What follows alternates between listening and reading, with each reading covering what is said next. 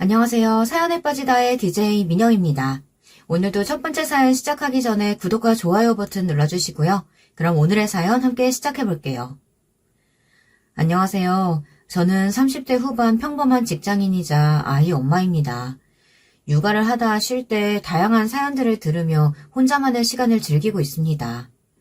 그러다 제가 겪은 일도 말씀드리고 싶어 용기 내서 사연을 적어 보냅니다. 조금 오래된 이야기도 있지만 굵직한 이야기들은 친구들에게 하소연을 하기도 하고 가끔 그땐 그랬었지라고 말하기도 하며 잊을 수가 없더라고요. 저는 인생은 가까이서 보면 비극이지만 멀리서 보면 희극이다라는 말을 늘 생각하며 안 좋은 일이 생겨도 긍정적으로 생각하려 해서 그런지 남들보단 스트레스를 받는 편은 아닙니다. 또 저는 참고 사는 성격이 아니라 그렇게까지 스트레스를 받는 일도 잘 없고요. 하지만 이것도 가족이면 다르더라고요.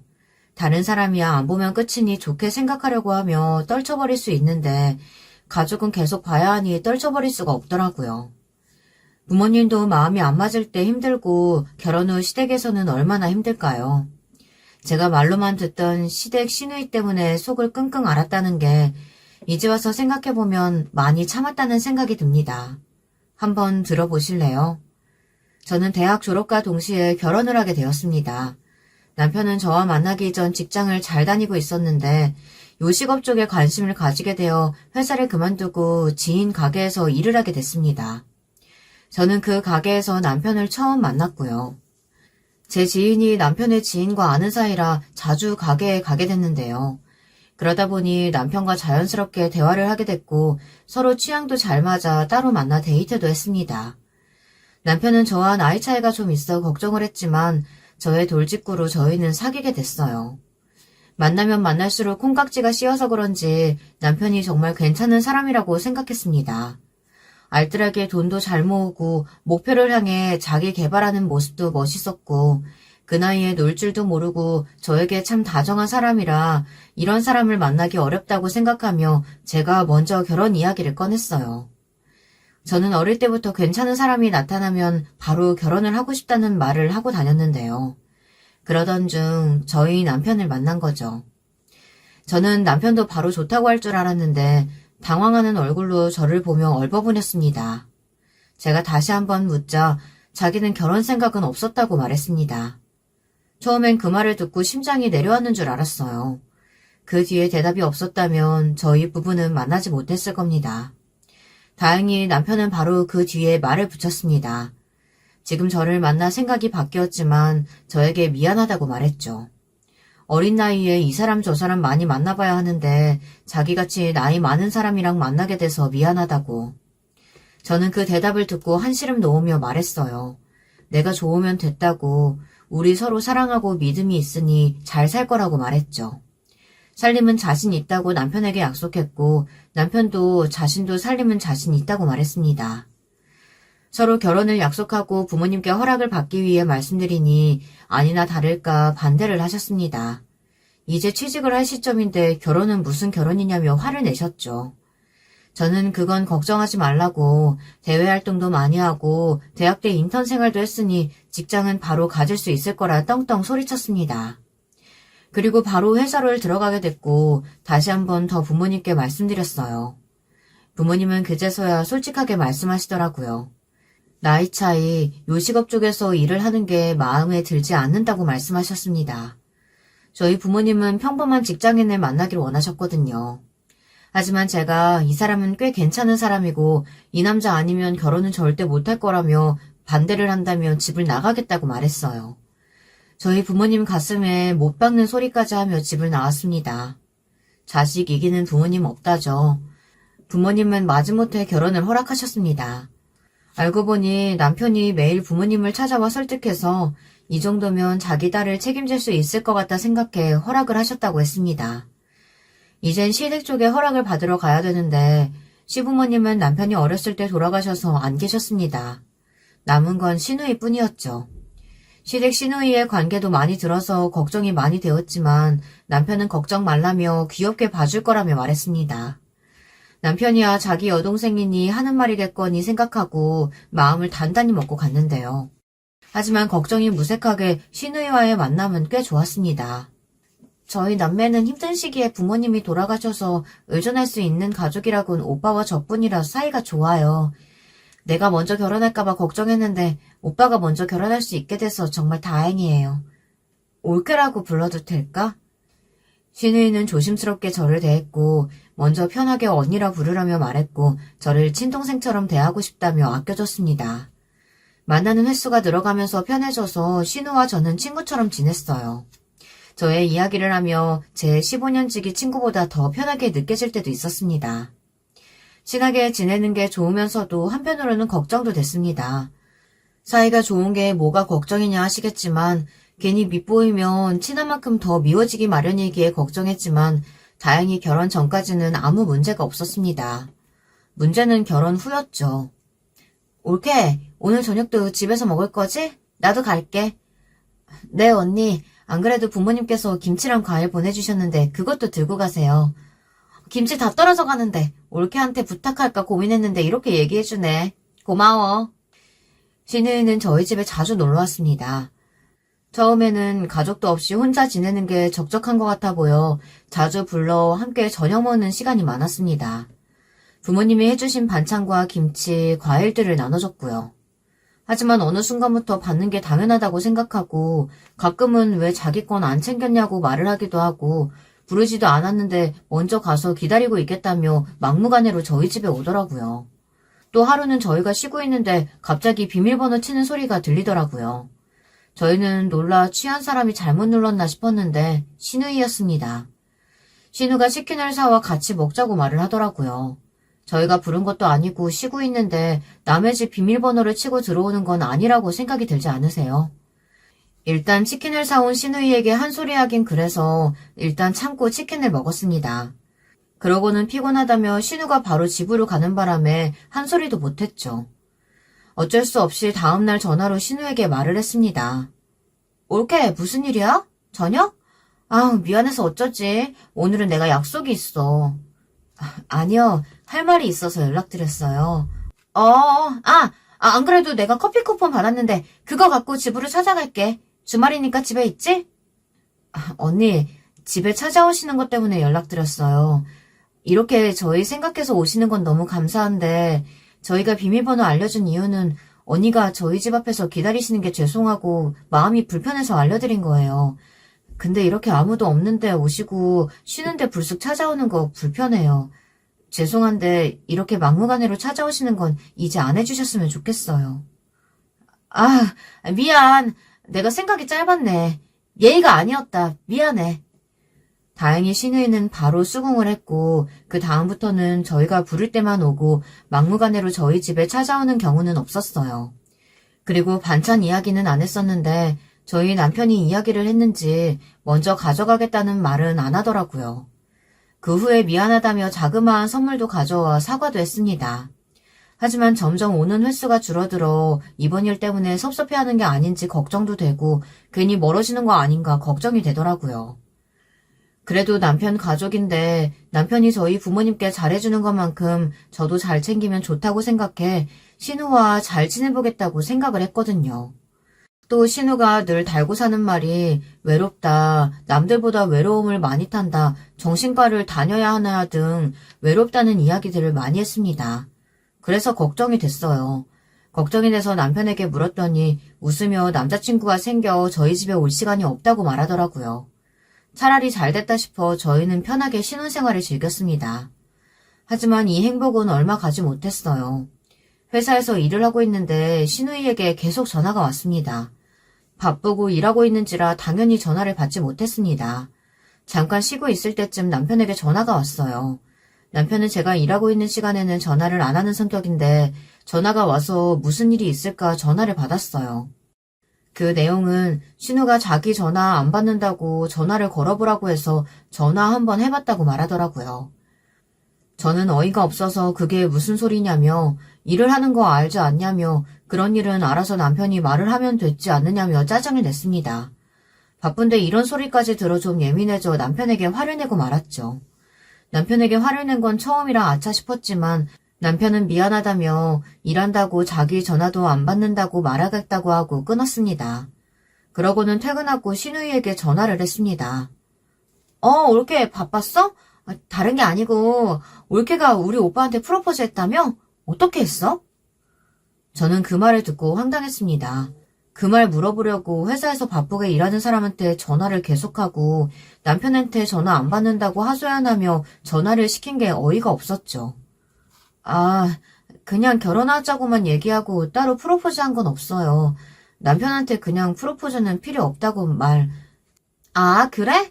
그래, 역시 프로포즈는 여자가 아니라 남자가 해야지. 알았어. 그러고는 신우는 바로 전화를 끊었습니다. 저는 이게 무슨 전화인가 싶었지만 그냥 이제 신우는 이런 사람인가 보다 생각하고 그 전에는 내가 신우를 너무 좋게 봤던 것 같다고 생각했습니다. 그날 남편이 신우가 왜 전화했냐고 물어보니 대답해줬고 멋쩍게 웃으며 신우가 가끔 그럴 때가 있다며 말을 했습니다. 아마도 저를 편하게 생각해서 친구 대하듯이 행동하는 것 같다며 이해하고 넘어가라는 식으로 말을 하더라고요. 생각해보면 신우는 좀 막무가내인 성격인 건 예전부터 보였는데 그전엔 문제될 게 없다고 생각해 불편한 건 없었지만 결혼 후 부딪힐 일이 많다 보니 이젠 점점 불편해지더라고요. 남편에게 말을 해볼까 고민도 했는데 해봤자 좋은 소리만 할 것 같아 마음에만 담아뒀습니다. 남편은 속이 너무 넓거든요. 그 점이 좋지만 그 점 때문에 옆 사람은 속이 터지니 말을 해도 고쳐지지 않으니 답답하기만 했죠. 하지만 어쩌겠어요. 이미 집에 오는 문제는 해결이 됐고 사소한 일로 불편해지면 서로 같이 불편해질 것 같아 그냥 넘기기로 했습니다. 그리고 불편하다는 말을 하면 바로 쿨하게 수긍했기 때문에 문제될 건 없을 거라고 생각했죠. 몇 년 뒤 저는 저 나름 직장에서 자리를 잡고 저희 남편도 다행히 사업에 성공해 가게가 잘 되고 있었습니다. 중간에 다사다난한 일도 많았고 살짝 고비가 있었지만 잘 해결되어 눈치 안 보고 먹고 싶은 거 먹고 하고 싶은 거 할 정도로 성공을 했어요. 좋은 일이죠. 하지만 그 중간에 저희 부부에게 참 많은 일이 있었어요. 마음 넓은 남편은 사업 확장으로 예민해졌고 저도 승진 때문에 예민해져서 서로 대화를 잘 하지 않았습니다. 저희 부부는 예민해졌을 땐 서로 건드리지 말자고 약속을 했거든요. 그런데 그러다 보니 서로가 어떻게 사는지도 어떤 힘든 일이 있는지도 몰라 그 일이 터지고 말았죠. 어느 날 남편이 술을 진탕 마시고 욕을 하며 들어오더라고요. 저는 놀라 남편에게 왜 이렇게 술을 많이 마셨냐고 물어봤는데 남편은 저에게 자기는 술도 마시면 안 되냐며 소리를 쳤습니다. 그러면서 남편이 사온 맥주를 던지며 화를 내더라고요. 그땐 저도 야근을 하고 잠도 잘 못 잔 상태라 왜 맥주를 던지냐며 미쳤냐고 소리쳤습니다. 그러자 남편의 손이 제 머리 위로 올라왔습니다. 저는 놀라 반사적으로 방어적인 자세를 취했죠. 그 순간 남편도 놀라 말을 더듬거리면서 미안하다고 말했어요. 그리고는 갑자기 남편이 자기 손으로 자기 머리를 때리는 거 아니겠어요? 자기가 멍청하고 바보 같아서 다 그런 거라고 정신 나간 사람처럼 머리를 계속 때렸습니다. 제가 말려도 봤지만 술을 마신 남편은 힘이 더 세져 안간힘을 써봐도 말려지지가 않았죠. 그때 제가 왜 그러냐며 저도 모르게 펑펑 울며 얘기하자 남편이 갑자기 아이처럼 울며 동업자가 돈을 가지고 도망쳤다고 하더라고요. 저는 순간 눈앞이 캄캄해지고 숨이 쉬어지지 않았습니다. 하지만 남편이 더 위험해 보여 정신을 잡고 남편 뺨을 한 대 때리고 한마디 했어요. 여보, 정신 차려요. 여기서 포기할 거야? 다시 일어설 수 있잖아. 그 말 끝으로 저희는 아이처럼 펑펑 울며 서로 미안하다고 2시간가량 눈물 젖은 대화를 했습니다. 새로운 마음으로 일하겠다는 남편은 전보다 더 잘 됐어요. 그래서 경제적으로 여유가 되어 아이 얘기가 나왔죠. 나이가 많은 편은 아니라 아이가 빨리 생길 줄 알았는데 쉽게 찾아오지는 않더라고요. 이 일로 스트레스를 받았지만 스트레스를 받으면 아이가 더 안 생길 수도 있으니 너무 스트레스 받지 말고 천천히 가보자고 남편이 말했어요. 신우도 이것저것 임신에 좋은 음식들, 임신 준비에 필요한 것들을 챙겨주더라고요. 신우가 가끔 믿기는 하지만 이렇게 챙겨주는 것 보면 감사했어요. 근데 어느 날 신우가 임신했다는 소식을 들었습니다. 신우는 아직 결혼도 안 했는데 임신이라고 해 남편과 저는 놀랐어요. 알고 보니 신우는 남자친구와 결혼을 하고 싶어 임신을 하게 된 거였죠.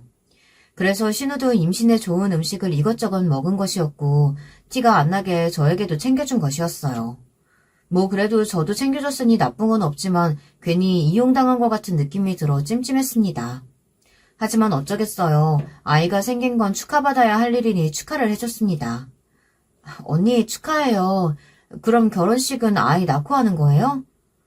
아휴, 내가 그 사람이랑 결혼하고 싶어서 임신했는데 아직 말을 못 꺼냈어. 남자친구는 결혼 생각이 없다고 했거든. 그래서 어떻게 얘기해야 할지 모르겠어. 올케가 대신 말해줄래? 아, 네? 아니, 임신 사실을 제가 말하는 건 아니라고 생각하는데요. 그래도 빨리 말씀드리는 게 좋을 것 같아요. 저는 당연히 둘 사이에 아이 얘기나 결혼 얘기가 오갔을 거라고 생각했는데 아니었다니. 신우의 말을 듣고 당황했어요. 신우가 막무가내인 건 알았지만 임신은 그리 가벼운 문제는 아니잖아요.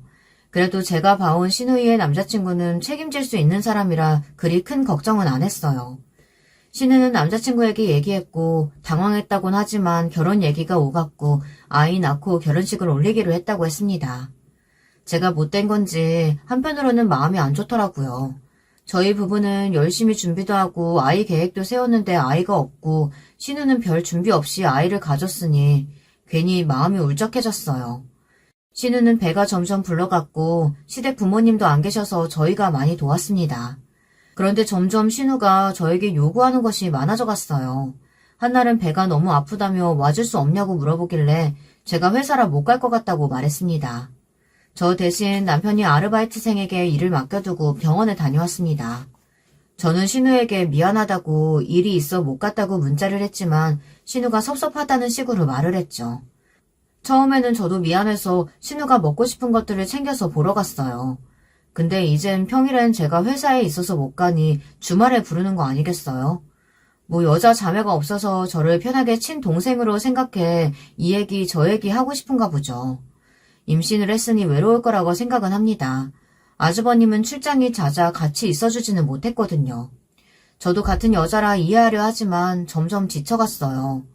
저는 평일날 회사 일에 치이고 주말엔 신우 얘기 들어주느라 지쳤습니다. 오죽했으면 저희 남편이 신우에게 그만 좀 부르라고 말을 했겠어요. 근데 그 사건이 터지고 말았죠. 신우가 어느 날 펑펑 울면서 저희 집에 왔더라고요. 저희는 놀라 얼른 안으로 들어오라고 했고 신우는 거기서 주저앉아 하염없이 울기만 했습니다. 남편과 저는 신우를 달랬어요. 언니 무슨 일이에요? 신우는 아무 말 없이 저와 남편을 쳐다봤습니다. 둘 다 진짜 너무한 거 아니야? 남편과 저는 벙쪄 있었습니다. 도대체 저희가 무슨 잘못을 했는지 빠르게 머리를 굴리기 시작했고 이렇게 심하게 울 정도로 잘못한 게 있었나 생각했습니다. 아니 그게 무슨 소리야? 무슨 일 있었어? 둘 다 모르겠어? 언니 무슨 소리 하시는 거예요? 무슨 소리냐고? 둘 다 진짜 너무한다. 안 좋은 일 있으셨어요? 저는 고구마를 100개 먹은 듯 답답했습니다.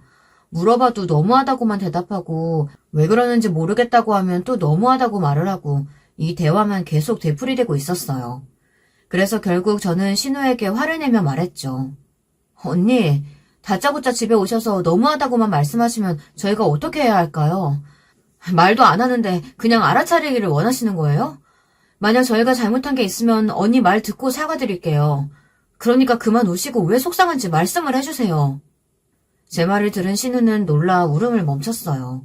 그러고는 마음을 가다듬고 얘기했습니다. 신우는 주말에 와주지 않은 저희에게 화가 났던 겁니다.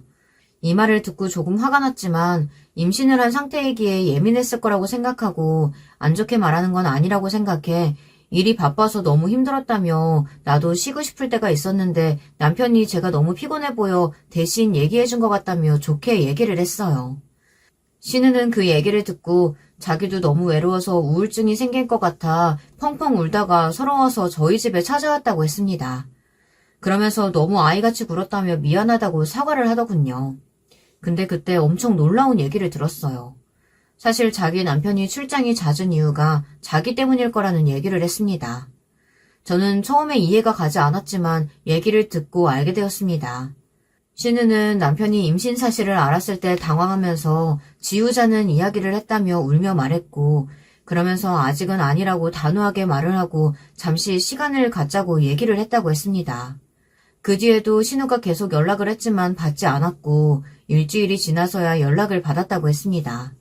다시 만나서도 신우에게 아이는 지우자고 얘기했지만 신우가 그 자리에서 아이를 지우게 된다면 자기는 여기서 죽을 거라며 그 자리에서 창가 쪽으로 달려갔고 그제야 알겠다며 같이 살자고 했다고 하더군요. 그러면서 어쩔 수 없이 자기와 살게 된 거라고 말을 하더라고요. 신우도 자기 입으로 나 같은 사람이랑 살면 힘들어할 거라며 자기는 이해한다고 했습니다. 하지만 그 외롭고 지친 게 저희한테 다 푸는 것 같아 하고 싶은 말이 목 끝까지 차올랐지만 말은 하지 않았어요. 그렇게 저와 남편은 그 말을 듣고 한동안 말이 없었습니다. 이제와 아이를 지우라고 할 수도 없고 몇 개월이 지나 배가 부른 사람한테 모진 말을 할 수도 없으니 침묵만이 저희 집을 감싸고 있었죠. 5분 동안은 한 명의 울음소리, 한 명의 함숨, 그리고 한 명의 손짓의 소리만 들렸어요. 신우는 잠잠해진 저희를 보고 더는 할 말이 없다며 집으로 갔습니다. 저희 남편에게 신우가 이런 성격이냐고 물어봤어요. 남편은 한숨을 쉬며 제게 말했습니다. 신우는 늘 사랑을 많이 받는 성격이라고 말했습니다. 그런데 아버지가 아프고 난 뒤로부터는 조금씩 집착을 하는 성격으로 변했다고 했어요. 처음에는 남편도 아버지가 자기 동생을 많이 예뻐했는데 편찮으시고는 사랑을 못 줘서 그런 것 같다고 말했습니다. 그런데 어머니도 돌아가시니 더 심해졌고 하물며 다른 사람에게도 집착한다는 소리를 듣게 됐다고 말하더군요. 옆에 있던 친구들에게도 힘들면 와달라고 하고 안 오면 왜 안 왔냐고 자기 힘들었다며 울며 얘기하고 심지어는 남편 친구들한테도 하소연을 하며 연락을 했다고 했습니다. 그제야 남편은 신우의 상태가 보통은 아니라고 생각해 힘들면 병원이라도 같이 다녀보자고 이야기했지만 신우는 되려 내가 무슨 정신병자냐며 소리를 쳤다고 했습니다. 그러고는 남편이 과거 얘기를 해줬습니다. 남편은 어렸을 때 신우 말고 또 다른 여동생이 있었다고 해요. 그 동생은 안타깝게 교통사고로 어린 나이에 일찍 세상을 떠나게 되었고요. 그 때문에 신우가 태어났을 땐 공주처럼 오냐오냐 키우셨다고 하더라고요. 집안이 어려운 편도 아니라 신우가 갖고 싶은 거 하고 싶은 건 다 해주게 했다며 부모님이야 신우에게 무한한 사랑을 줬지만 다른 사람들은 아니니 신우가 이렇게 된 게 아닐까 생각했다고 했죠. 그러면서 남편이 자책하며 자기도 자기대로 사랑을 줬는데 어떻게 해야 될지 모르겠다며 점점 더 심해지는 것 같다고 하소연을 했습니다. 저는 이런 속사정까지 있는 줄 모르고 그저 남편이 신우를 많이 감싼다고 생각했는데 듣고 보니 남편도 참 소가리를 많이 했겠구나 생각했습니다. 하지만 저는 단호하게 신우는 곧 엄마가 될 텐데 계속 감싸줄 수는 없다. 이제는 자기 스스로 알아서 해야 된다고 말하자 남편도 수긍을 했습니다. 남편에게 최선을 다했다며 자책하지 말라는 말을 했지만 남편의 힘들어하는 모습을 보니 저라도 마음을 단단히 먹어야겠다는 생각이 들었어요. 그 사건이 있고 신우는 당분간 저희를 찾아오지 않았어요. 물론 남편은 가끔 찾아갔고 저는 메시지 정도만 보내는 정도였어요. 그러고 시간이 좀 지나 다시 신우가 연락이 왔습니다.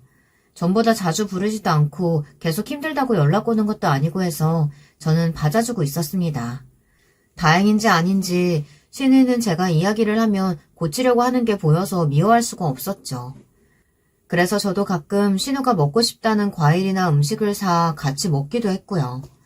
어느덧 시간이 지나 신우는 막달이 다 됐고 드디어 저희의 첫 조카가 생겼습니다. 저희 부부도 아이를 원했기에 모든 아이가 예뻐 보이는 시기였던지라 첫 조카가 너무 예뻤어요.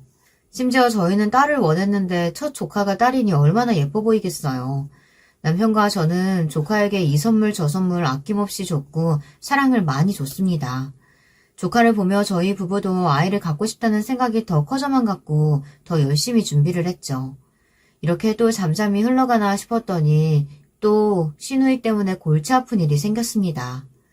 저도 늦게 야근까지 하고 들어와 씻지도 못하고 그대로 누웠고 남편도 바쁜 가게 일에 녹초가 되어 둘 다 아무 말 없이 쉬고 있었어요. 그런데 갑자기 저한테 신우이가 전화가 왔습니다. 지금 숨이 잘 안 쉬어진다고 말해서 저는 놀라 곧장 집으로 달려가겠다고 119를 부르겠다고 말했어요. 남편과 저는 당장 신우이의 집으로 달려갔고 거기서 저희는 경악을 금치 못했습니다.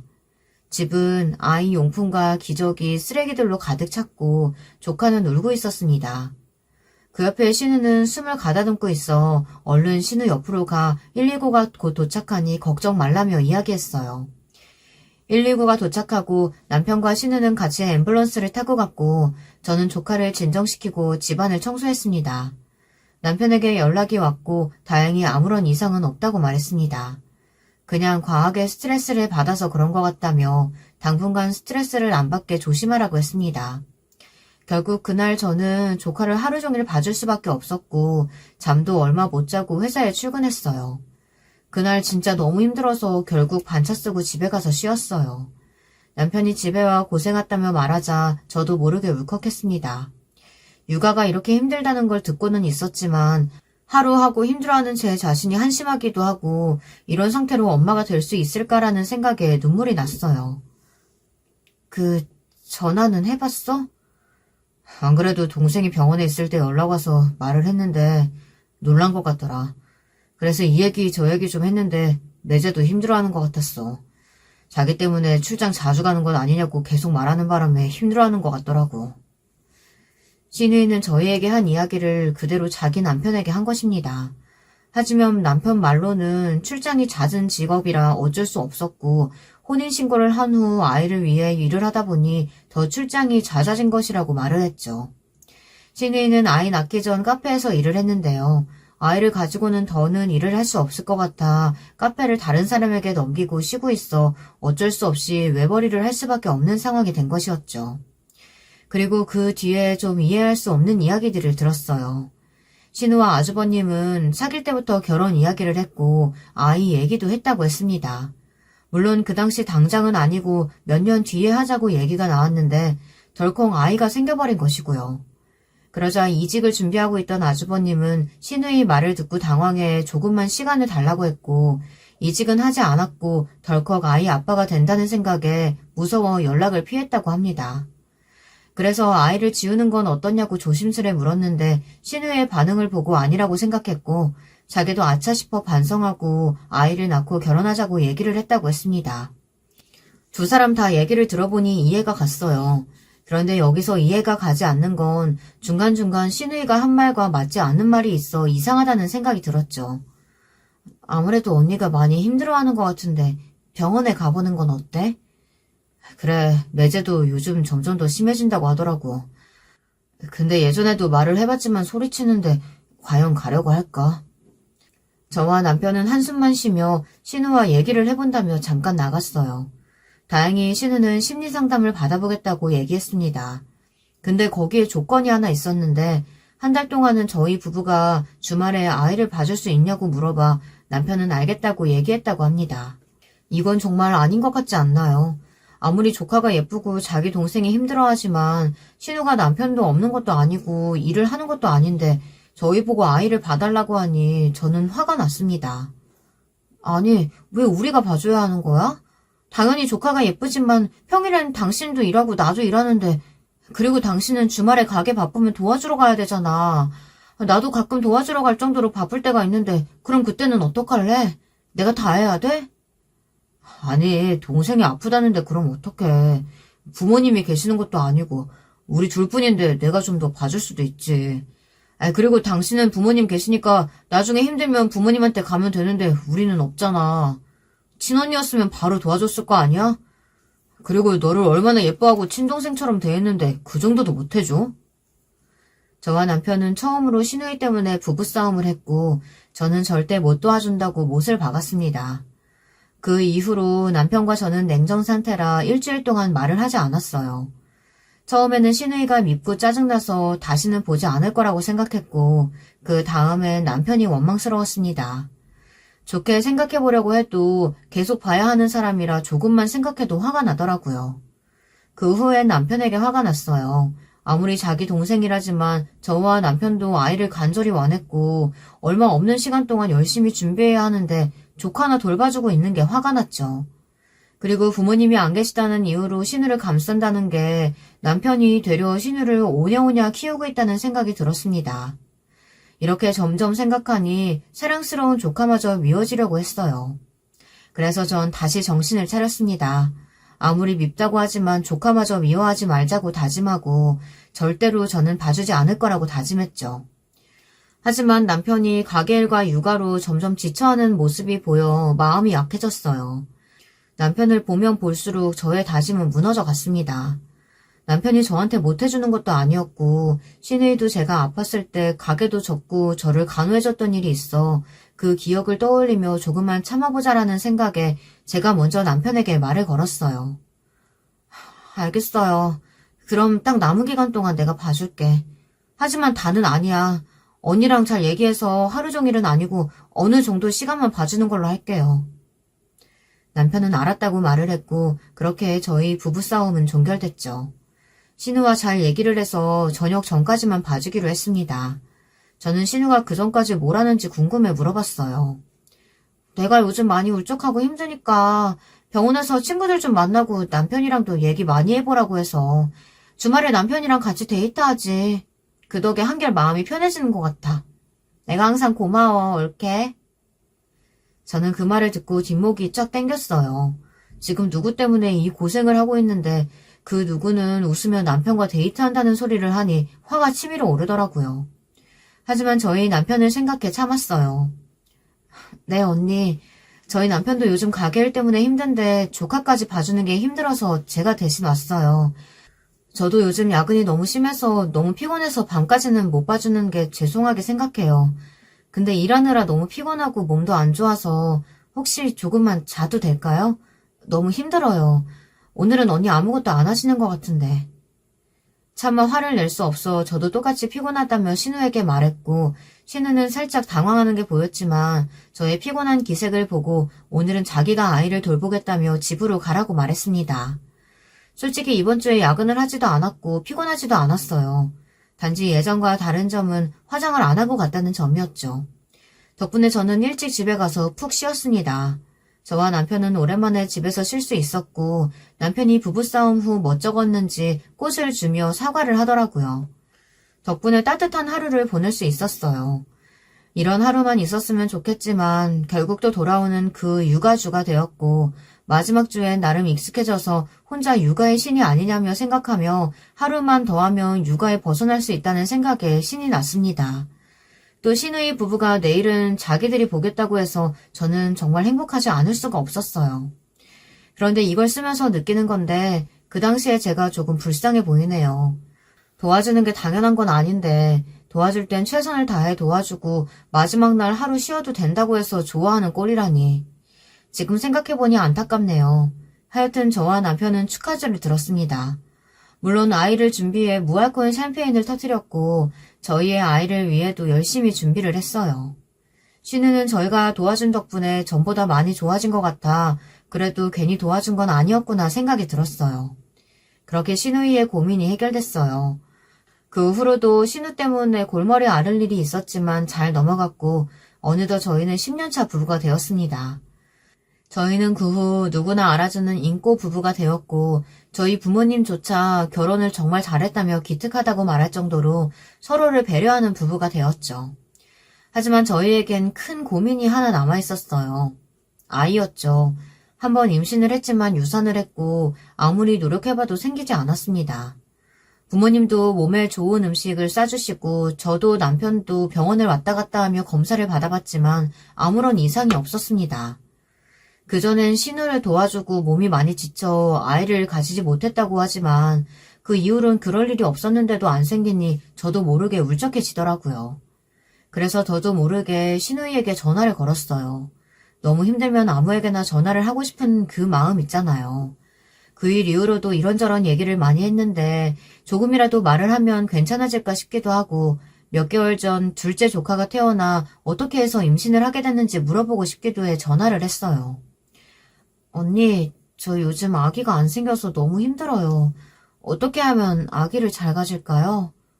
그래? 먹는 건 잘 챙겨 먹는 것 같던데.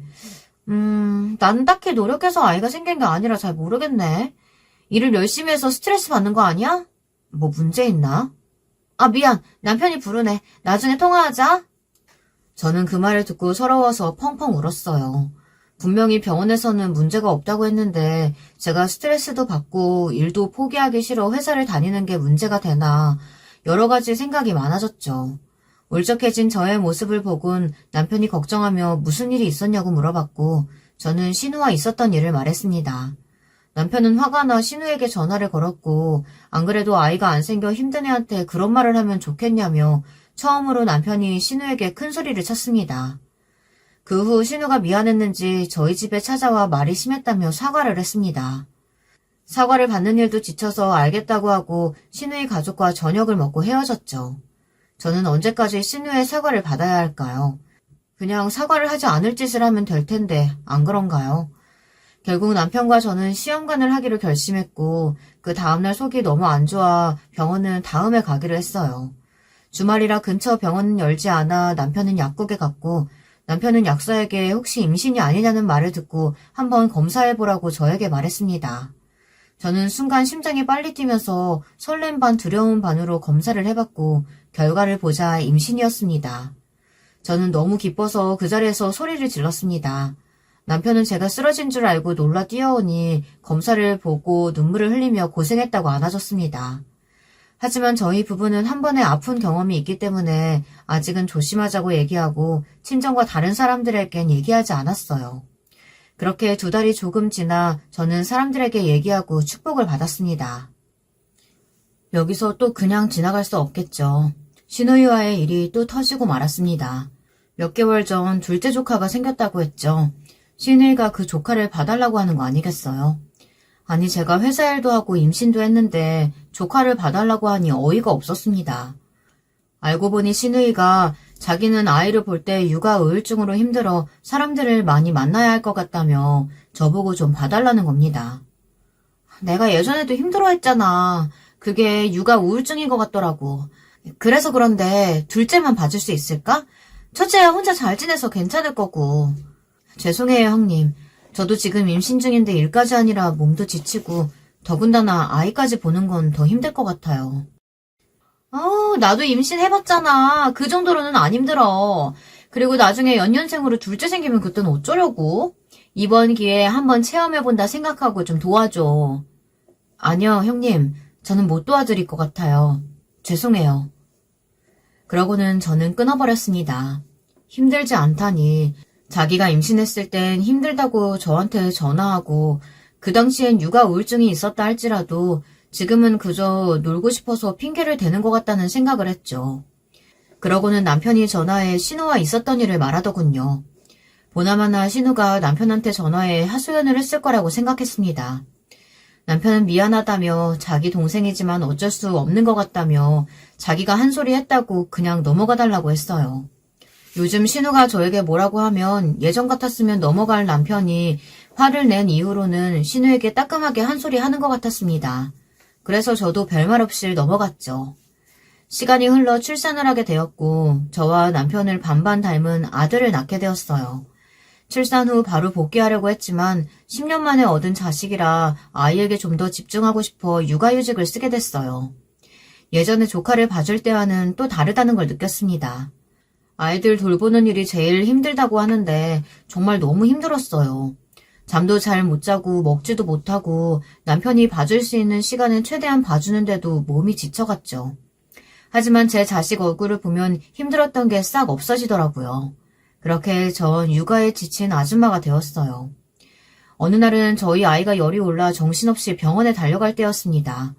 처음이라 저도 모르게 눈물이 났지만 정신을 차리기 위해 노력을 했고 오로지 머릿속엔 아이 생각밖에 없었어요.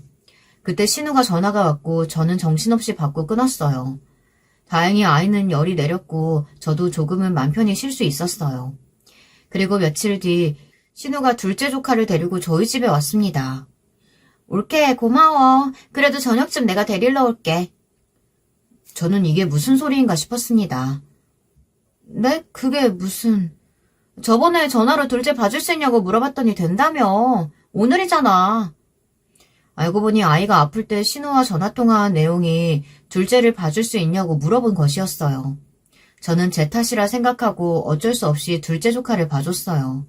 다행히 여자아이고 워낙 얌전한 애라 크게 힘들지는 않았지만 혹시 다치기라도 할까봐 신경을 썼더니 2배로 피곤했습니다. 며칠 뒤 신우가 다시는 저에게 부탁하지 못하게 되는 사건이 생겼습니다. 좀 심했나 싶기도 하지만 그래도 이젠 다시는 이런 일로 신경 쓰지 않아도 된다는 생각에 마음이 홀가분했어요. 사건은 이랬습니다. 여느 때처럼 신우가 또 저에게 둘째를 봐달라고 부탁했어요. 하지만 저는 거절했죠. 지금 저도 힘든데 조카를 봐줄 상황이 아니라고 얘기했어요. 언니, 저도 지금 힘들어서 봐줄 수 있는 상황이 못 돼요. 아니, 그래도 몇 번 정도는 봐줄 수 있잖아. 죄송해요. 남편도 요즘 바빠서 도울 시간이 없어서 제가 거의 다 하고 있거든요. 그래? 그럼 친정에 좀 맡기고 둘째 좀 봐주면 안 될까? 내가 급해서. 네? 아니, 지금 친정부모님 몸 안 좋으셔서 부탁드리기 어려워요. 이제는 진짜 안 돼요. 그럼 내가 10만 원 줄게. 애 좀 봐줄 수 있지? 신우는 20만 원 준다며 전화를 끊어버렸어요. 저는 당황해 전화를 다시 걸었습니다. 신우는 전화를 받지 않고 화가 난 저는 문자로 절대 못 해준다고 말했죠. 그리고는 다시 신우에게 전화가 왔습니다. 골케, 진짜 너무한 거 아니야? 내가 그냥 해달라는 것도 아니고 10만 원 준다잖아. 진짜 올게 이것밖에 안 되는 사람이야? 나는 지금 부모님도 안 계셔서 돌봐줄 사람 하나 없이 믿을 사람이라고는 오빠랑 올케뿐인데 이런 식으로 나오니까 정말 섭섭하다. 돈이 적어서 그래? 그래, 내가 20만 원 줄게. 아니요, 저 돈이 중요한 게 아니라고 아까부터 말씀드렸잖아요. 저도 육아하느라 힘들어서 못 봐줄 것 같다고요. 그리고 계속 부모님 안 계시다고 불쌍한 척 하시면서 얘기하는데 요즘 제 친구들도 부모님 돌아가시거나 이혼하셔서 거의 혼자 살다시피 하는 친구들 많아요. 그런데 그 친구들은 잘 살고 있어요. 그리고 그렇게 중요한 일이라 어쩔 수 없으면 시댁에 맡기면 되는 거 아닌가요? 그건 또 못하겠어요? 어쨌든 저는 둘째 조카 못 봐줘요. 뭐? 너 말 다 했어? 내가 오빠한테 다 말할 거야? 네, 또 가서 하소연 하세요. 화가 나서 전화를 바로 끊었습니다. 그리고는 신우가 바로 저한테 문자가 오더라고요. 그냥 해달라는 것도 아니고 20만 원을 준다는데 그걸 못 해주니 진짜 내가 너 같은 사람을 믿은 게 바보다라면서요. 답할 가치도 없어 답을 보내지도 않았습니다. 그리고는 그날 바로 남편에게 전화 내용과 문자를 보여줬어요. 또 저도 욱해서 신우에게 한 말도 전했고요. 그랬더니 화가 나면 그럴 수 있다며 오히려 고생했다며 저를 다독여줬어요. 그 뒤 신우와 저는 연락을 하지 않았습니다. 그런데 어느 날 신우 부부가 저희 집에 찾아왔습니다. 알고 보니 남편이 더는 이렇게 있으면 안 될 거라는 생각에 신우 부부를 불렀던 것입니다. 별말 없이 저녁 식사를 하고 저는 아이의 울음소리 때문에 식사를 끝내고 아이를 보러 갔어요. 그때 조금씩 다투는 소리가 나서 밖에 나가보니 남편과 신우가 다투고 있는 모습을 봤습니다. 솔직히 맞잖아. 좀 봐줄 수도 있지. 그게 뭐가 어렵다고 나한테 화를 내? 여보, 그만해. 육아하시는 게 힘든 거 뻔히 알면서 왜 그래? 그래, 너희 남편도 잘 알고 있는 걸 너는 왜 모르냐? 그리고 우리가 예전에 네가 너무 힘들어 보이기도 했고 그땐 우리도 아이가 없었으니 도와준 거고. 저는 셋의 말대틈 소리에 머리가 아파왔습니다. 아니, 그리고 올케한테도 말했는데 내가 그냥 해달라고 했어? 20만 원 준다잖아. 지금 올케 일도 안 하는데 그 정도면 감사합니다 하고 받아서 애 좀 돌봐줄 수도 있는 거 아니야? 그 순간 뺨 때리는 소리가 크게 났습니다. 남편이 너무 화가 난 나머지 신우의 뺨을 때리고 만 것입니다. 남편이 그렇게 화를 내는 것은 처음 보는데 때리기까지 해서 저는 너무 놀랐어요. 여보! 아이는 이미 셋의 소리에 깨서 울고 있었고 뺨 때리는 소리 동시에 아이의 울음소리는 더 크게 들렸습니다. 내가 부모님 봐서라도 곱게 키우고 화가 나도 참았는데 이제는 한계다. 언제 정신 차릴래? 오빠, 지금 나 쳤어? 거기다가 남편이 정말 화가 끝까지 났는지 때려서 미안하다는 소리 없이 이런 식이면 다시는 찾아오지도 연락하지도 말라고 했습니다. 신우는 놀라서 집에 뛰쳐나갔고 아주버님도 얼른 짐을 챙겨 죄송하다고 하곤 집을 나갔습니다. 저는 아이를 달래느라 정신이 없었고 남편은 그래도 의자에 주저앉았고 저와 아이에게 큰 소리쳐서 미안하다고 말했습니다. 물론 저도 놀랬지만 가장 놀란 사람은 남편인 것 같아 저는 아무 말도 없이 기다려줬습니다. 남편은 자기 동생이 시간 지나면 철이 들 줄 알았다고 속상하다고 말했습니다. 좋게 타이르면 될 줄 알았는데 점점 심해지는 걸 보니 도저히 안 될 것 같아 욱하는 마음에 뺨을 때렸다고 했습니다. 저도 뺨을 때린 건 과하다고 생각이 들었지만 이렇게 해서라도 신우가 정신을 차린다면 좋겠다는 생각에 아무 말도 하지 않았습니다. 오히려 저한테는 편한 생활을 할 수 있게 해줬으니까요. 그 이후로 남편이 신우 집을 찾아가 때린 건 미안하다고 사과를 했고 신우도 잘못했다고 말을 했습니다. 저한테도 직접 찾아와 사과를 했죠. 말뿐인 사과를요. 올케, 내가 미안했어. 내가 그때 너무 흥분했네. 네, 놀라셨을 텐데 사과해 주셔서 감사해요. 그리고 저도 전에 모진 말한 게 마음에 걸려 죄송하다고 말씀드리고 싶어요. 그리고 언니, 이젠 사과할 일 안 만들었으면 좋겠어요. 아내가 잘못했다지만 너무 심하게 말하는 거 아닌가? 그때 이때까지 아무 말도 안 한 아주버님이 저한테 말이 심하다며 말을 하더군요. 그러면서 저에게 신우의 대변자 마냥 이런 건 좀 봐줄 수 있지 않냐며 저한테 되려 따지더라고요. 지금 신우가 사과를 하려 나온 자리인데 아주버님이 신우의 대변인인 양 저에게 따지는 꼴을 보니 화가 치밀어 올랐습니다. 저는 아주 힘껏 제 손바닥이 아픈 줄도 모를 정도로 아주버님의 등을 3번 때렸습니다. 아주버님, 정신 차리세요. 아주버님도 똑같아요. 아닌 척하면서 편하니까 아무 말 안 하고 신우이 편 들어주는 거 몰랐을 것 같아요? 지금 언니가 한마디 좀 해달라고 했나 보죠? 언니도 그러는 거 아니에요. 이때까지 그럼 사과는 그냥 말뿐이고 뒤에서 아주버님께 욕이라도 했나 봐요. 저는 이제 2번 다시 2분 꼴도 보기 싫네요. 옆에 있던 남편은 신우를 보고 한숨을 쉬고 아주버님 뒤통수를 한 대 치며 다시는 우리 집에 오지 말라며 말했습니다. 그렇게 저희는 신우 부부와 연을 끊게 되었습니다. 가끔은 조카들이 보고 싶지만 후회는 없는 선택이었어요. 지금은 화목하게 아들과 저 남편 알콩달콩 평화롭게 잘 살고 있답니다. 여러분, 2번째 사연 시작하기 전에 좋아요, 구독 꼭 눌러주실 거죠? 그럼 2번째 사연 바로 시작합니다. 안녕하세요. 저는 서울에 사는 30대 여자입니다. 저는 경상북도에서 태어나고 자랐고요. 처음 서울을 온 건 다름 아닌 대학 입학 때문이었어요. 저는 위로는 오빠와 아래로 여동생이 있는데 오빠는 대구에 있는 대학교를 나왔습니다. 저를 따라서 자기도 서울로 대학을 가겠다고 난리를 쳤었던 여동생은 어쩌다 보니까 부산으로 대학을 갔고요. 그래서 가족 중에서는 저 혼자 계속 서울에서 살게 됐습니다. 예진아, 네 대학 졸업하면 다시 내려올 거가? 암만 해도 혼자 서울에서 계속 지내는 건 좀 무리 아니겠나? 엄마, 나도 계속 고민은 해보고 있는데 솔직히 내려가면 일자리가 풍부하지 않은 것 같아서 그게 좀 마음에 걸려. 그리고 초봉 차이도 있는 것 같아. 여기선 같은 직종에 들어가도 돈을 처음부터 더 많이 받는걸? 니 하나만 생각하고 둘은 생각 못하나? 니 계속 서울서 있으면 그 생활비는 우에 감당할 낀데. 니 아빠 이제 곧 회사 나오는 거 니 알고 있지? 니 똑띠 생각해서 처신 잘해라. 우리는 당연히 네가 잘 됐으면 하고 바라지만 뒷바라지를 그래 해줄 능력까지는 안 된다. 너무 섭섭하게 생각 말고 니는 서울서 대학 나온 걸로도 충분히 잘한 거니까 웬만하면 졸업하고 집에 내려오는 걸로 해라. 알았지? 근데 엄마, 나 솔직히 말하면 나 이렇게 젊고 어린 나이일 때 서울에서만 경험할 수 있는 문화생활 누리는 거 그것도 너무 중요한 것 같아. 이건 돈이랑은 비교할 수 없는 거 아이가? 말만 번지르르하게 잘하자. 네 마음은 알겠다만 네 우위에 감당할 건데. 나중에 괜히 우는 소리 하지 말고 처음부터 현명하게 판단 잘했으면 좋겠다는 게 엄마 맘이다. 알았나? 네 오빠한테 들어가는 돈만으로도 벅차니까 네가 잘 생각해봐라. 니는 효녀 아이가. 엄마는 왜 또 오빠를 들먹여? 내가 이럴 줄 알았어. 역시 대화를 나눠보면 본심이 나온다니까. 내가 집에 내려가서 지내면 생활비 내놓으라 할 거지? 니는 네 가족들한테 가는 돈이 그래 아깝나? 네 심보를 왜 이래 못되게 쓰노? 니 이러면 우리 진짜 힘들다. 어?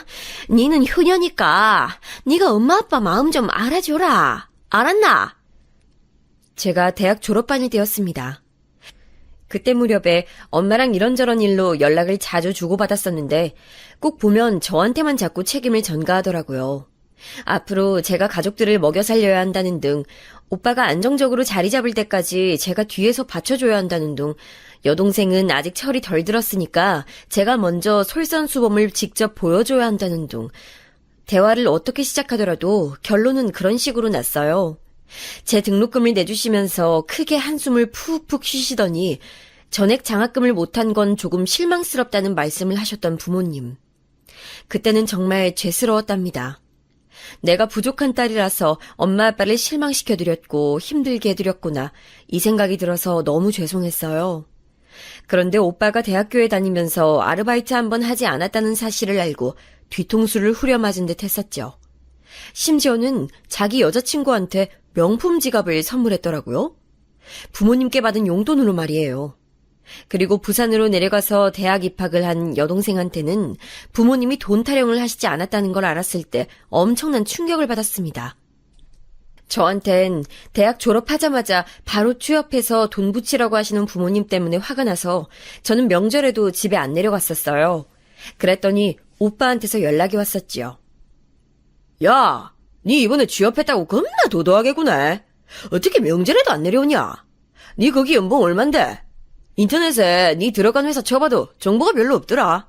니 얼마 받노? 그냥 받을 만큼은 받아. 대충 어느 수준인지 오빠도 짐작은 할 수 있을 거 아니야. 그래. 니 첫 월급 받았을 텐데 가족들한테 돌리는 건 아무것도 없네. 니는 진짜 피도 눈물도 없는 것 같다. 명절에 안 내려왔으니까 대신 돈 붙여라. 차비 아꼈으니까 그 돈 내놔야지. 저한테 별 희한한 명목으로 돈을 뜯어가려고 했습니다. 돈 언제 붙일 거냐고 계속 연락을 하길래 너무 짜증나서 오빠 번호를 차단했었어요. 그랬더니 엄마가 저한테 이러다가 가족하고 인연 끊을 거냐, 정신 차려라, 이러면서 장문의 메시지를 보내셨었죠. 너무 피곤했습니다. 왜냐하면 저는 갓 취업에 성공한 사회 새내기였었거든요. 적응하는 것만으로도 힘들었고 제가 생각했던 이상과는 너무나도 다른 곳이었기에 출근길이 도살장으로 가는 길 같았으며 퇴근하면서는 또 내일을 어떻게 버텨야 하나 이런 고민으로도 울적했었어요. 그런데 저한테 직장 생활 해보니까 어떻냐는 등 스쳐 지나가는 말로나마 가족들이 아무도 안 물어보더라고요. 생각해보면 항상 그랬죠. 가족들은 전부 저한테 자기들의 힘든 이야기, 고민거리를 털어놓았는데 막상 제가 그런 것들을 꺼내놓으려고 하면 너는 알아서 잘하잖아, 알아서 해, 이런 식으로 제 말을 끊어왔던 가족들이었습니다. 새삼 그런 저의 처지를 깨닫게 된 것 같아서 취업을 하고 난 이후에 저는 우울했어요. 사람들이 왜 직장생활 스트레스로 극단적인 생각까지 하는지 알 것만 같았습니다. 대학생활 내내 저는 학비를 스스로 벌기 위해 무리하게 아르바이트를 해야만 했었고 장학금을 조금이라도 받기 위해서 코피를 쏟아가며 공부까지 했었기에 친구들하고 놀러 다닐 기회가 많지 않았어요. 그래서인지 친한 대학 친구들이 거의 없었죠. 가족들과도 갈등이 일어난 상태에다가 의지할 만한 친구도 없었고 첫 직장 생활은 저의 숨통을 조이고 있었으니 저는 퇴근하면 제 자취방에서 불도 안 켜놓고 멍하니 있을 정도로 정신 상태가 안 좋았어요. 막말로 돈이라도 많이 주는 곳이면 내가 이러진 않았을 것 같은데 과연 내 경력에 도움이 되는 곳일지도 의심스러워. 어쩌면 내가 취업 압박에 시달려서 너무 성급한 지원 그리고 입사 결정을 내렸던 거 아닐까? 그러다가 저는 어느 날 객관적으로 저의 상태를 짚어봤습니다. 그날은 주말에 모처럼 혼자서 멀리까지 산책을 가본 날이었어요.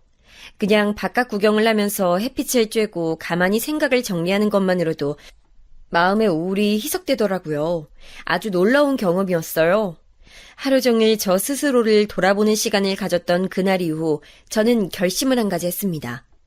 못 견딜 것 같으면 직장을 관두고 견딜만 하다면 무조건 1년은 채워보자고요. 그리고 그런 결심을 한 뒤 2개월이 지났을 때 저는 퇴사를 했습니다. 그곳 첫 직장에서 일을 한 지 7개월째였죠.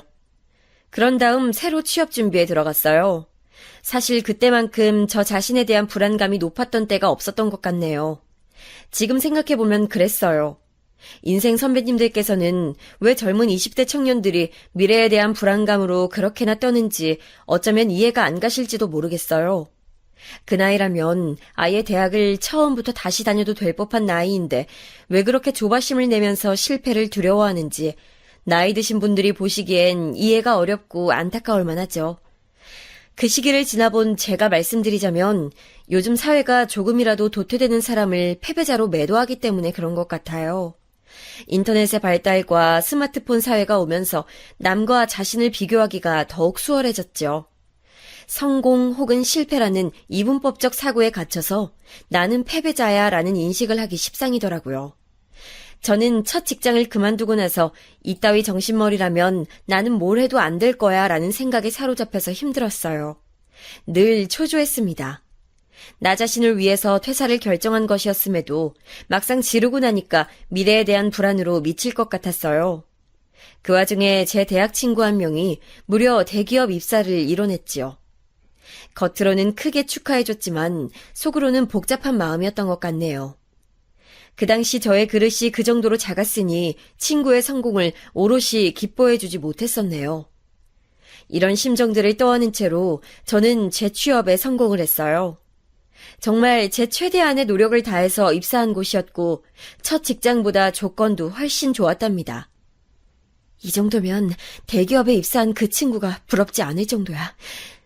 그동안 마음고생하면서 힘들어했었던 보람이 있구나. 앞으로 정말 멋지게 살아볼 거야. 우리 가족들도 나를 최고라고 여길 수밖에 없도록 그렇게 돼야지. 입사를 하는 신입이라면 모두가 당찬 포부를 갖고 있겠죠? 저도 그랬었어요. 제 마음의 불안과 초조함을 이곳에서 모두 털어내고 훌륭한 미래를 펼쳐나갈 것이라고 각오를 다졌었죠. 처음에는 적응하고 일을 배우느라 힘들긴 했어도 그게 괴로운 건 아니었어요. 누구나 겪을 만한 과정이라고 생각했었죠. 그런데 예상치 못했던 장애물이 제 앞에 드리웠습니다. 어이, 미스 김! 내가 갑자기 우리 미스 김이 타주는 커피가 먹고 싶어졌네. 우리 예쁜 미스 김이 커피 한 잔 맛있게 타주면 안 될까? 네? 부장님. 네, 알겠습니다. 지금 이거 서류 작성 마치는 대로 커피 타러 일어나겠습니다. 에이, 미스 김! 지금 내가 커피 먹고 싶은 것보다 중요한 일이 어딨다 그래? 얼른 일어나서 커피 타러 출동해, 어? 옳지, 아이고 예쁘다. 우리 미스 김이 참 귀여운 면이 많다니깐. 일부러 사무적으로 대답하려고 애쓰는 것도 아주 애교가 넘쳐 보여. 설마 하니 저는 저의 상사가 그런 사람일 것이라고는 초기에 예상하지 못했었어요. 50대 남자 상사였고 저한테 직접 업무를 알려주려고 하시는 등 초반에 저에게는 참 감사한 분이었습니다. 덕분에 적응하는 데도 큰 도움이 되었고요.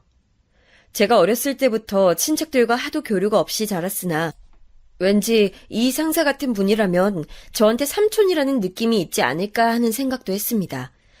그런데 이상한 사람일 줄이야. 제가 너무 순진했었나 봐요.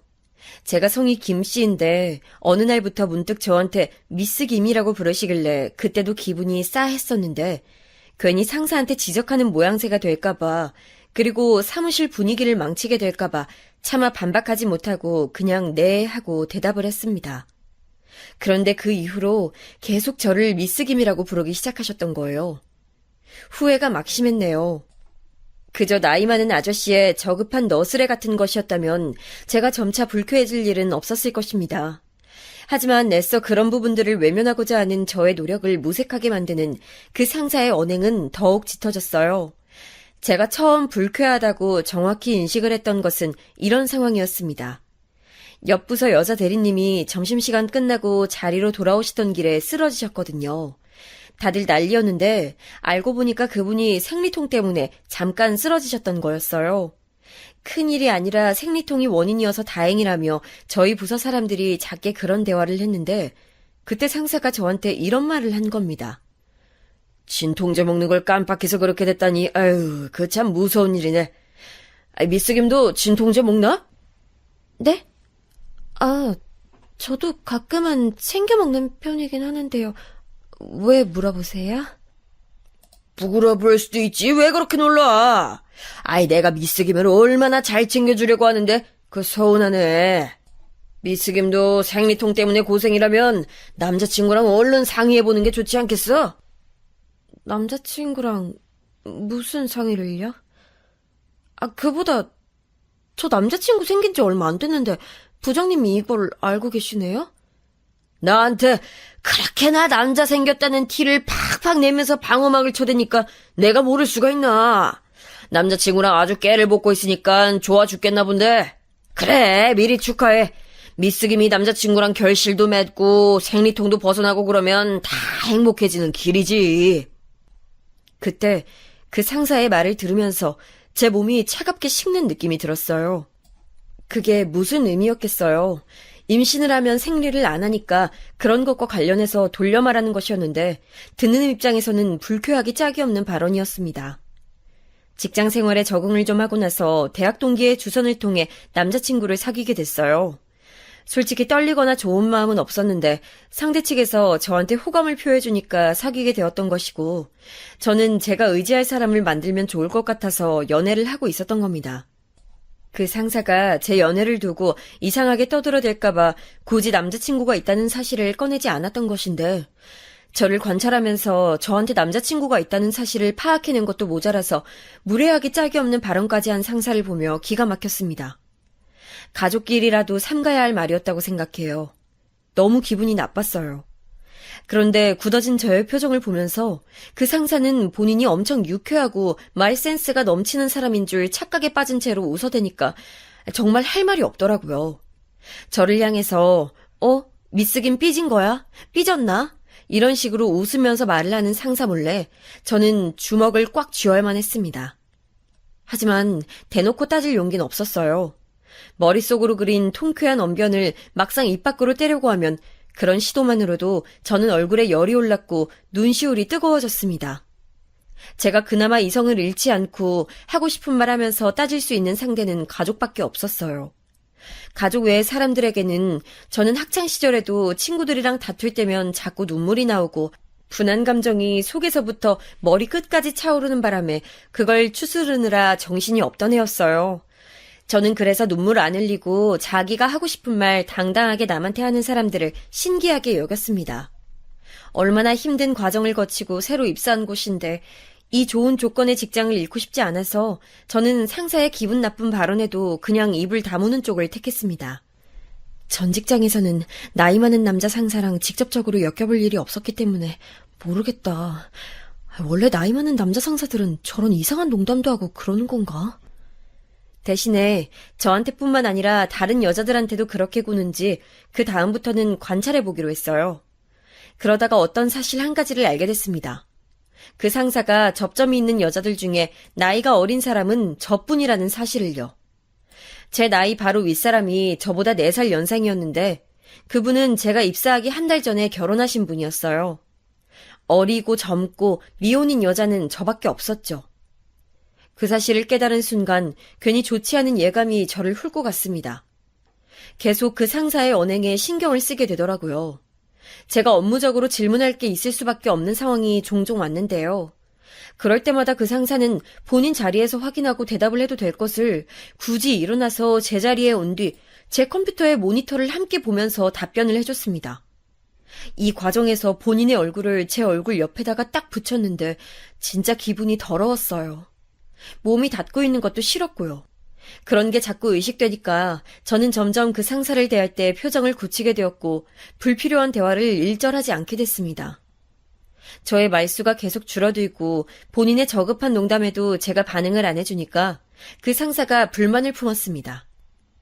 미스김은 요즘 업무 태도가 상당히 불량하네. 저의 어떤 면에서 그렇게 느끼셨어요? 제가 부족한 점이 있었다면 시정하겠습니다. 바로 그런 부분이야. 왜 로봇처럼 대답을 하는 거야? 누가 미스김만이랄까봐. 부장님, 다른 분들한테는 안 그러시면서 저한테만 미스김이라고 칭하시는 거 죄송하지만 저는 기분이 좋지 않습니다. 제 이름은 미스김이 아니라 김예진인데요. 김씨니까 미스김 맞잖아. 미스김은 그 드라마도 안 봤어? 그 김혜수 나오는 드라마에서 여주인공이 미스김이었잖아. 로보트처럼 모든 업무를 만능으로 해냈던 역할. 그런데 우리 미스김도 똑 부러지게 일을 잘하니까 마침 내가 그 별명이 딱이라서 붙여준 거지. 그게 그렇게 마음에 안 들고 불만이었어? 아니, 그렇다기보단 저한테 아무런 의견도 구하신 적 없이 무작정 미스김이라고 부르시면서 잔심부름을 많이 시키셨잖아요. 그래서 솔직히 좋은 마음이 들긴 어려웠어요. 역시 여자들은 이래서 안 돼. 매사의 모든 일을 감정적으로 받아들이고 또 감정적으로 대응하려고 든다니까. 상사가 말하면 부하는 그저 상명하복해야 되는데 지 기분 나쁘면 기분 나쁘다고 일 제대로 안 하고 업무 강도 높다고 불평하고 힘쓰는 일엔 빠지려고 들고 이래서 여자들이랑 일하기 힘들어. 이봐 미스겐, 특별 취급받고 싶으면 나한테 예쁨이라도 받아야지. 이도저도 안 돼서 어떻게 할래? 당시에 저는 그 상사에게 맞설 만한 깜냥이 안 됐습니다. 지금 생각해보면 황당하기 짝이 없는 논리를 저한테 들이대면서 저의 길을 꺾어놓으려는 수작이었는데요. 그때는 그 상사가 무섭게 느껴져서 아무 말도 못했습니다.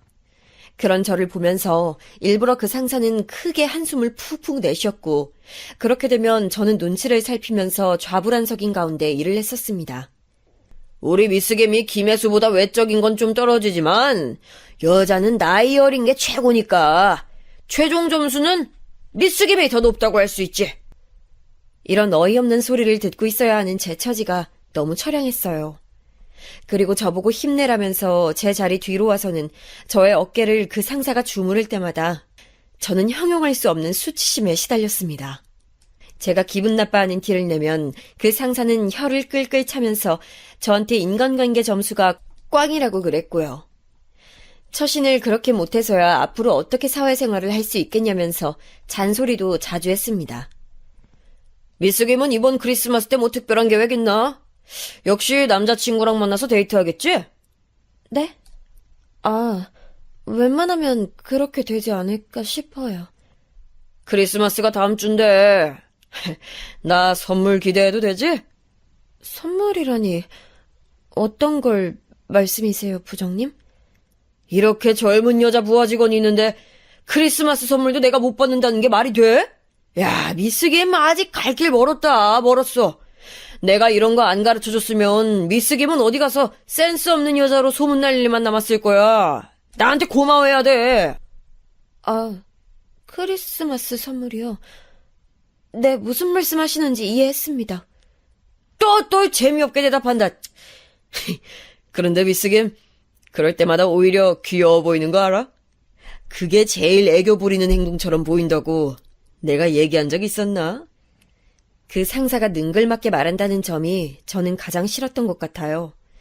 제가 떨떠름한 표정으로 별 반응 없이 있어도 그 상사는 전혀 굴하지 않고 저를 힘들게 만들었죠. 나야 연륜이 넘치니까 그런 매력을 알아봐주는 거지만 남자친구 앞에서도 그렇게 굴면 미스김은 오래 예쁨 받긴 힘들걸. 이번 크리스마스 데이트 때 힘 좀 써봐.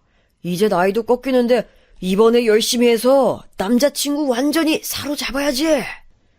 연애는 제가 알아서 하겠습니다. 그리고 저 아직 젊고 어린 나이라서요. 부장님께서 그런 부분은 걱정 안 해주셔도 될 것 같아요. 또 모르는 소리만 하네. 미스겐, 이제 며칠 후면 26이야. 여자는 24세 꽃 피우고 25세 만개하는 거 몰라? 그리고 이제 26부터는 서서히 시들어가지. 크리스마스 케이크랑 똑같아. 25일까진 잘 팔리지만 크리스마스 하루 지난 26일부터는 특수가 사라지잖아. 미스김한테 이런 살이 되고 뼈가 되는 조언을 해주는 어른은 나밖에 없을 거야.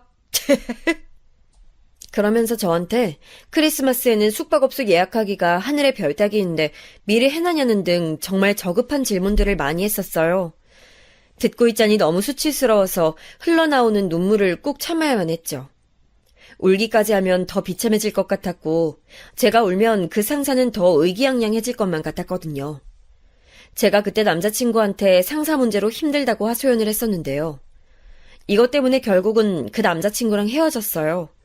왜냐하면 제 고민을 심각하게 받아들여주지도 않았고 제가 힘든 것에는 큰 관심이 없는 게 보여서 그랬습니다. 그 남자친구는 한창 때의 연애를 시작한 자기 자신의 즐거움에 도취되어 있는 남자였어요. 저를 좋아하기보다는 연애라는 것을 하고 있는 자기 스스로를 더 좋아하는 사람이었기에 저는 그 연애에서 조금도 제가 존중받는다거나 사랑받고 있다는 확신을 가질 수 없었습니다. 남들은 사회생활에서 힘든 일 있으면 가족들한테 털어놓는다던데 저는 쉽사리 그럴 수도 없어서 더 힘들었어요. 부모님은 장사를 시작해볼까 하는 고민에 빠져 계셨으며 은근히 저의 도움을 바라고 계셨습니다. 그런 와중에 오빠는 대학을 졸업한 뒤 취업 준비만 내도록 하고 있는 취준생이었고요. 연락이라도 하면 그들의 힘든 부분을 제가 들어줘야 했기 때문에 차마 먼저 대화를 청할 수도 없었다는 사실이 정말 우습고 서글프네요. 그러던 어느 날 그 골치 아픈 상사와의 큰 건수가 터졌습니다. 제가 업무적으로 안 풀리는 게 있어서 어쩔 수 없이 그 상사에게 도움을 요청하는 일이 있었어요.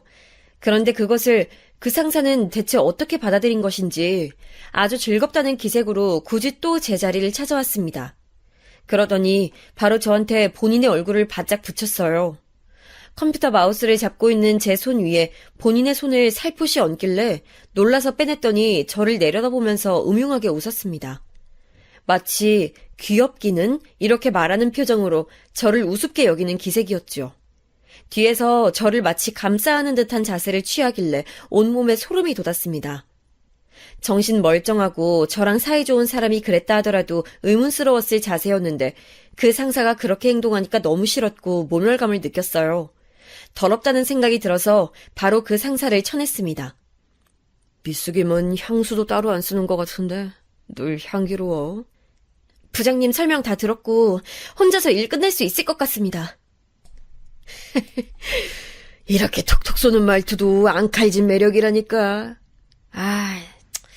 미숙임을 보면 내 나이가 야속해서 내가 10년만 더 젊었다면 이렇게 생각하다가도 내 나이면 아직 괜찮지 이런 생각이 들기를 하루에도 수십 번씩 오락가락해. 미숙임은 이런 나의 고충을 알까 모르겠네. 그 상사가 희죽거리면서 그런 말을 했을 때 드디어 저의 인내심이 바닥나 버렸던 것 같아요. 제 안에서 꾸역꾸역 누르고 있었던 것들이 터져나온 거죠. 더 이상은 여기서 못 버틴다라는 생각이 들었습니다. 너무 절망적이어서 그날부터 저는 제대로 잠도 못 잤습니다. 그 상사에게 농락당하는 제 처지에 구역질이 났고 저를 일 잘하는 부하 직원이 아니라 나이 어려서 추근덕거리고 싶은 여자로만 보는 그 상사의 태도가 역겨웠어요. 또한 동시에 제가 근무자로 인정받지 못하고 이따위 수모나 당하는 신세라는 생각이 들면서 끊임없이 자기 비하에 시달렸습니다. 사무실에 앉아있으면 머릿속에서는 그 상사를 제가 사정없이 공격하는 망상이 들었어요. 저를 향해 질낮은 농담을 시도 때도 없이 날려대던 그 상사의 입을 꼬매버리는 상상은 수도 없이 했었고요. 저는 결국 안정제를 처방받아 복용을 하면서 직장 내의 다른 상사분들에게 도움을 청했습니다. 혹시 나만 이상한 사람으로 취급당하면 어떡하지? 나보고 예민하다면서 욕을 하면 어떡하지? 그런 두려움이 앞섰지만 더 이상은 못 버틸 것 같아서 그랬어요. 특히 여자 상사분께 조심스레 도움을 요청드렸더니 이건 절대 그냥 넘어갈 사안이 아니라면서 해결 방안을 찾아주시겠다 하셨습니다. 너무 감사했어요. 저는 휴가를 썼고 쉬면서 많은 생각들을 했습니다. 부디 일이 잘 해결돼서 안정제 복용을 금세 끊게 되길 바랐죠. 그런데 다시 출근한 저를 기다리고 있던 건 어처구니 없는 상황이었습니다. 나는 우리 미숙임이, 김예진 씨가 그동안 불쾌하게 생각하는 줄은 꿈에도 몰랐네. 김예진 씨가 어리고 일도 잘하고 그래서 나는 우리 딸처럼 예뻐해주고 싶은 마음에 그랬던 거지. 그런 일로 뭐 정색을 하고 그랬어. 딸처럼 대해주고 싶었던 내 마음을 오해했다니. 기분은 나도 썩 좋진 않지만 우리 서로 잘 풀고 지내보자고. 알았지? 다름 아닌 가해자 장본인 그 상사가 저에게 상황을 그냥 매듭짓게 놀아 선언을 한 것이었어요. 제 목소리는 결국 다른 사람들에게 가닿지 않았던 거예요. 피해는 제가 봤는데 쓸데없는 분란을 만든 사람, 그게 바로 제가 되어 있었습니다. 딸처럼 생각해서 저한테 그랬다는 그 상사의 핑계가 너무 끔찍했어요. 그런데 더욱 소름이 돋았던 건 다른 분들이 저한테 던진 말들이었습니다. 하나같이 이런 말이었죠. 그냥 예진 씨가 생각을 비우고 자연스럽게 행동하면 돼. 너무 유난스레 반응하고 받아들이지 않으면 되잖아. 이루 말할 수 없을 만큼 수치스러웠습니다. 얼굴이 화끈거렸고 제가 사무실 분위기를 다 망쳐놓은 주범이 된 것 같아서 몸이 덜덜 떨릴 지경이었어요. 그런 저를 보면서 그 상사는 피식 웃었습니다. 저는 화가 나서 미칠 것 같았는데 그 상사는 저를 그저 우스운 장난감 대하듯이 보고 있었습니다. 지독한 무력함을 느낀 저는 결국 그렇게 힘든 과정을 거쳐서 들어갔던 그곳을 그만두었습니다. 아무것도 할 수 없는 제 자신을 뼈저리게 체감하면서 퇴사를 하는 것. 그것만큼 인생에서 비참한 경험은 없었어요. 그 상사가 마지막에 저한테 이렇게 말했었죠.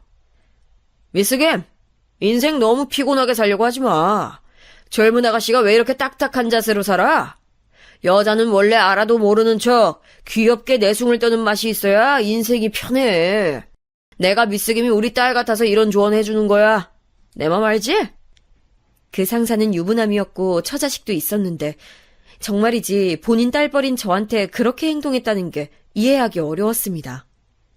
저는 직장에 일하러 간 것이었건만 근무 시간 도중에 저를 향해 커피나 맛있게 타와봐라, 편의점 가서 과자 몇 개 사와라 이런 심부름을 시키는 것은 예사였고요. 제가 불쾌해하는 발언이나 행동도 정말 많이 했던 사람이었죠. 본인 딸한테 누가 그런다면 과연 반길 수 있을까요? 회식 자리에서도 소주 화부를 찍은 여자 연예인들 사진이 술집에 걸려있는 것을 바라보면 입에 담기에도 저질스러운 농담을 일삼았던 사람인데 과연 본인의 딸도 본인 같은 상사를 만나서 사회생활을 하길 바랄 것인지 참 궁금했었네요. 저는 가슴속에 한을 품은 채 퇴사했고 약을 먹으면서 한동안 지냈습니다. 아무도 만나고 싶지 않았지만 제 근황을 궁금해했던 대학 친구 한 명 덕분에 세상으로 다시 나올 수 있었던 것 같아요. 제 상태를 본 그 친구가 저의 퇴사에는 내막에 숨겨져 있던 것을 직감했던 거예요. 그 친구가 바쁜 와중에도 시간을 내서 저를 자주 만나러 와줬고 저는 점차 제 안에 있는 이야기를 꺼내게 되었습니다. 소심하고 바보 같았던 저를 대신해서 그 친구가 정말 많이 화를 내줬어요. 뭐 그런 거지 같은 상사를 다 만났냐면서 엄청 화를 내준 덕분에 제가 위안을 얻었던 듯 싶네요. 그때 그 친구가 저한테 중요한 말 한 가지를 던졌더랬죠. 너한테 이런 일들이 있었다는 거 너네 가족들은 알아? 부모님은 뭐라고 하셔? 우리 가족? 글쎄, 나 대학 졸업하기 전부터 가족들이랑은 좀 사이가 안 좋았어. 그리고 무슨 말만 하려고 하면 가족들이 다 자기들 힘든 얘기만 하거든. 그래서 난 솔직히 한 번도 나 힘든 얘기를 가족들한테 못하고 살아온 것 같아. 얘가 무슨 답답한 소리를 하는 거야. 가족이고 네가 딸인데 어떻게 그럴 수가 있어? 너 혹시 주워온 자식이야? 아니야. 나 우리 엄마 아빠 자식 맞아. 생긴 것부터가 우리 가족들은 서로 다 닮았어. 그런데 뭐가 그렇게 당당하지 못해? 네가 잘못했다고 하는 건 아닌데 네가 처음부터 그런 사람으로 집안에서 자리를 잡으니까 네 역할은 아예 계속 그렇게 굳어졌던 게 아닐까? 너도 가족들이랑 잘 지내고 싶은 마음이 있다면 다 까놓고 한번 부딪혀봐. 그 친구의 얘기를 듣고 나니까 좀 멍하더라고요. 곰곰이 생각하다가 깨달았어요. 저는 가정 안에서부터 마음이 골마 있는 사람이었기에 정신적으로 오롯이 설 수 없는 사람이었다는 사실을요.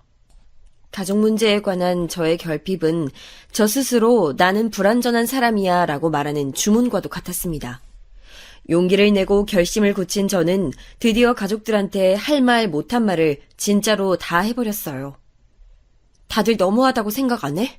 첫째는 어렸을 때부터 사고란 사고는 다 쳐댔음에도 든든한 집안의 장남이고 막내는 이래나 저래나 막내니까 다 이해받는 존재여야 하고 그럼 왜 나는 어렸을 때부터 용돈 한 번 받는 것에 눈치를 보게 만들었어? 지금까지도 나한테 엄마 아빠가 하는 얘기라고는 힘들다, 돈 없다밖에 없어. 근데 왜 이 얘기를 왜 오빠랑 막내한테는 안 해? 부모님은 저한테 아직 철이 안 들었다고 그랬어요. 하지만 그 반응에도 저는 더 이상 상처를 입지 않았습니다. 하고 싶은 얘기를 다 하고 나니까 미련도 없더라고요. 이제부터는 가족들의 인정이나 사랑을 갈구하지 않기로 했어요. 부모님이 가게 차리는데 도와달라고 하든 말든 자기들끼리 알아서 다 하게 두었습니다.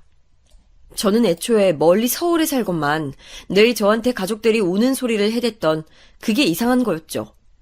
저는 가족들 생일에 늘 기프티콘이라도 보냈고 종종 집에 식품 같은 택배를 보냈었지만 저는 제 생일에 가족들로부터 제대로 된 선물을 받아본 기억이 없었네요. 미련한 짝사랑을 끝냈더니 홀가분했어요. 그리고 이제는 강해지기로 했습니다. 별 정신나간 상사 앞에서 아무 말도 못하고 수개월간 당하기만 하면서 끙끙거렸던 제 자신, 무력했던 스스로를 비난하는 것도 멈추기로 했어요. 잘못은 제가 아니라 상대방에게만 있다는 것을 잊지 않기로 한 거죠.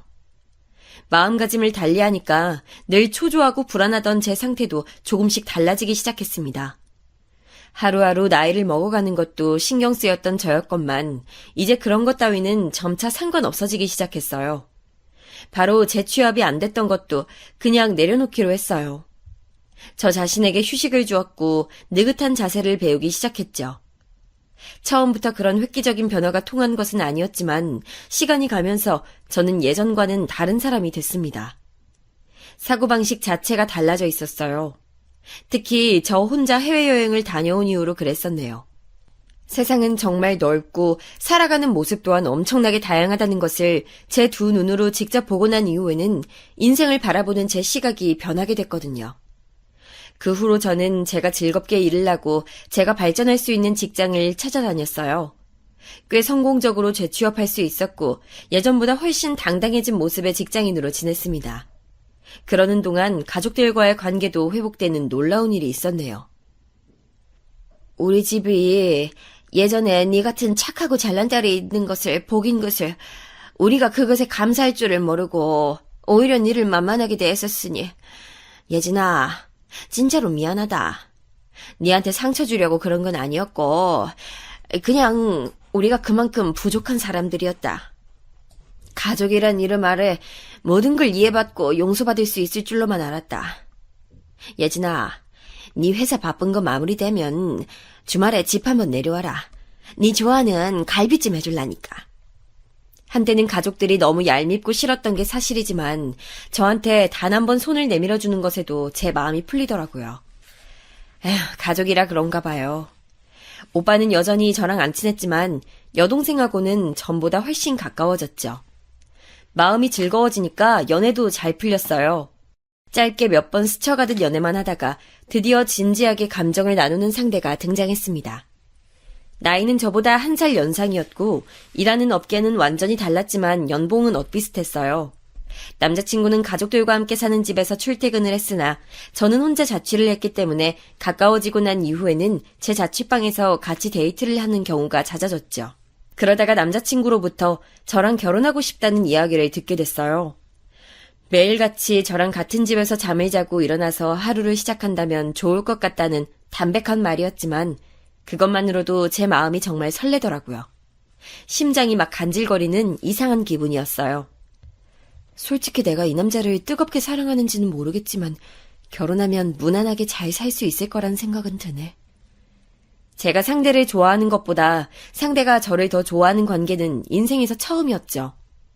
저는 그 사실 한 가지에 기대서 남자친구와 결혼을 하기로 했습니다. 이윽고 남자친구의 부모님께 인사를 드리러 가게 됐어요. 얘기만 몇 번 들어봤을 뿐 어떤 분들인지 전혀 모른 상태에서 뵈러 가는 자리였기에 많이 떨렸습니다. 그때가 마침 외국에서 공부 중인 남자친구의 여동생이 학기를 마치고 한국에 나온 때였기 때문에 다 같이 한번 볼 겸해서 날을 잡은 것이었습니다. 저한테 맛있는 걸 사주겠다 하셔서 장소는 식당이었어요. 고급 해물요리집이었는데 저는 예비 시부모님 두 분의 장소 선택에 만족하면서 남자친구와 그곳에 함께 도착했었습니다. 이미 남자친구의 아버님, 어머님, 여동생은 자리에 와 있었고요. 다들 저를 기쁘게 반겨주셔서 저도 웃으면서 자리에 앉았는데 이상하게 남자친구의 아버님이 낯 찍는 느낌이 드는 거예요. 긴가민가 하면서 다시 그 아버님을 자세히 바라본 순간 엄청난 사실이 제 뇌리를 강타했습니다.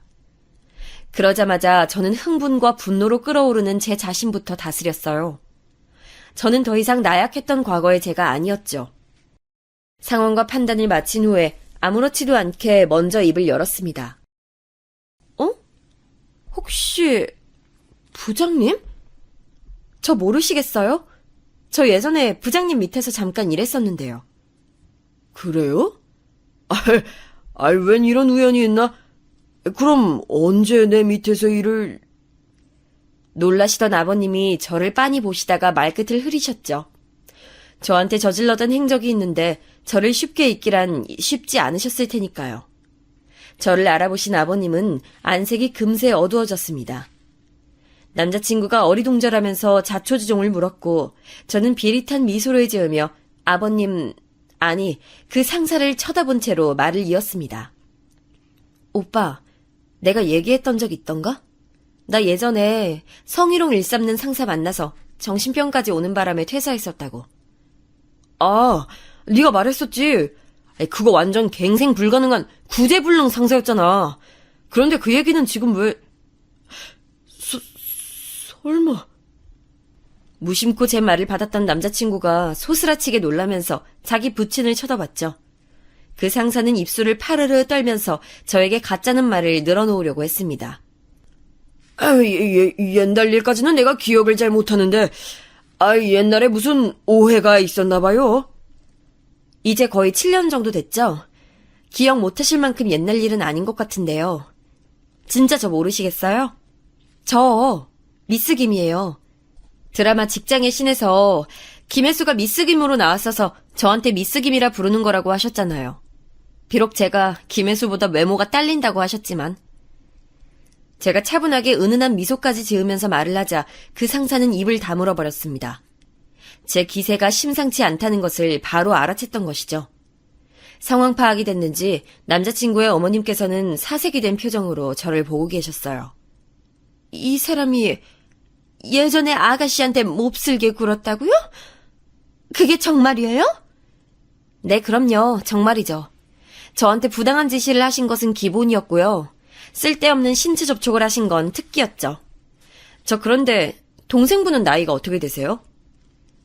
저는 전혀 동요하지 않은 채로 어머님께 답변을 드리면서 남자친구의 여동생을 향해 물었습니다. 저요?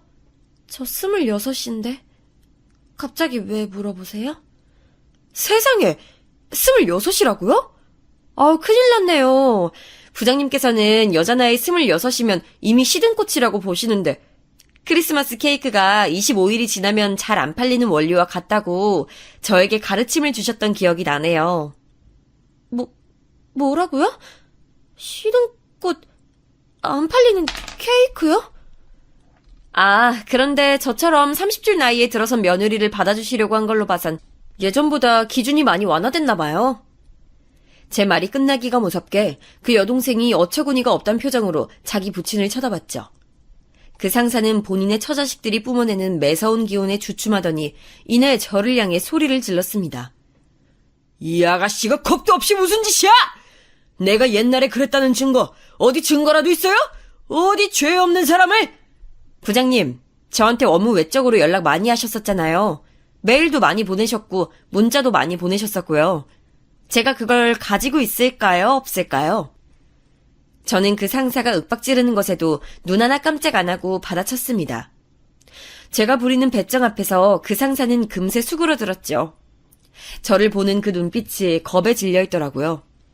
본인의 약점을 제가 갖고 있다는 생각에 겁을 집어먹은 겁니다. 예전에는 왜 그렇게 그 상사가 무서워 보였는지 모르겠어요. 7년 만에 직접 보니까 무섭기는커녕 조금 우스운 마음까지 들더라고요. 그만큼 제가 달라졌던 거겠죠? 근처 테이블에서 저희 쪽을 보면서 속닥거렸고 그것에 모멸감을 느끼셨는지 어머님께서 얼굴이 시뻘개지셨어요. 이런 이유로 이 결혼을 안 하게 될 줄은 몰랐어요. 참 아쉽고 슬프지만 어쩔 수 없죠. 부장님과 제가 시아버지 며느리 관계가 될 순 없잖아요. 안 그래요? 저는 시아버지로부터 언제 이상한 짓을 당할까 두려움에 떠는 며느리가 되고 싶진 않아서요. 저는 간결하게 제 생각을 늘어놓은 후 자리에서 일어났습니다. 옆에서 남자친구가 몸을 조금 떨고 있었던 것 같아요.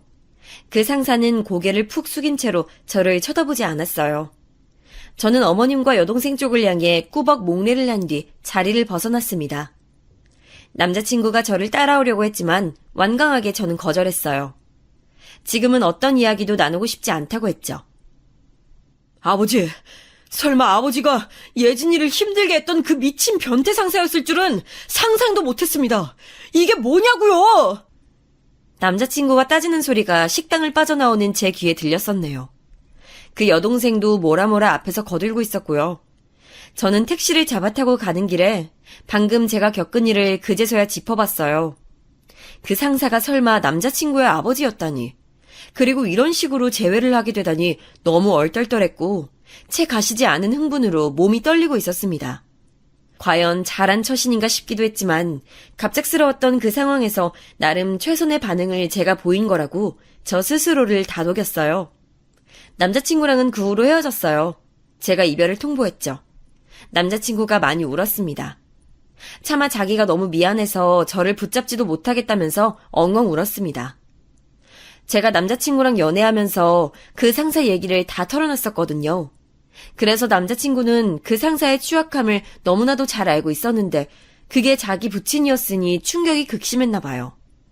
자기 아들을 이렇게 상처 입혔으니 그 상사도 정말 업보를 돌려받은 셈이었어요. 떠올려보면 그 상사가 아들 자랑을 몇 번 했었거든요. 아끼고 사랑하는 장남이었을 텐데 본인의 업보로 상황이 이렇게 되었으니 참 공교로운 일이었습니다. 그리고 몇 달 후에 그 남자친구한테서 다시 연락이 왔었는데 그 상사는 이혼을 당했다고 했습니다. 남자친구도 그 어머님도 그 여동생도 앞으로 그 상사와는 평생 상종하지 않을 거라고 했죠. 혹시 자기를 다시 만나줄 순 없냐고 남자친구가 저에게 조심스레 물었는데 저는 끝내 거절했습니다. 오빠, 나는 완벽한 사람이 아니라서 앞으로 오빠한테 실망하는 일이 생기면 오빠가 그 사람 아들이라서 이렇구나 이런 식으로 생각하게 될까봐 나는 그게 겁나. 결혼해서 살 자신이 없어.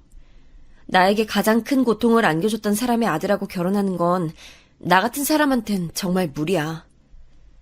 저는 솔직하게 제 마음을 털어놓았고 남자친구는 정말 많이 슬퍼했어요. 하지만 결혼할 인연이 아닌 것을 부정할 수는 없었습니다. 그 상사를 다시 만나 시원하게 갚아준 이후로 저는 또 한 번 인생을 바라보는 시각을 높이게 된 것 같아요. 사람 간의 인생이 얽히면서 만들어내는 이야기에 관심도 많아졌고요. 이런 경험을 미천 삼아서 작은 부업을 하게 됐는데 저는 현재 성공적으로 투잡을 이어가는 사람이 됐습니다.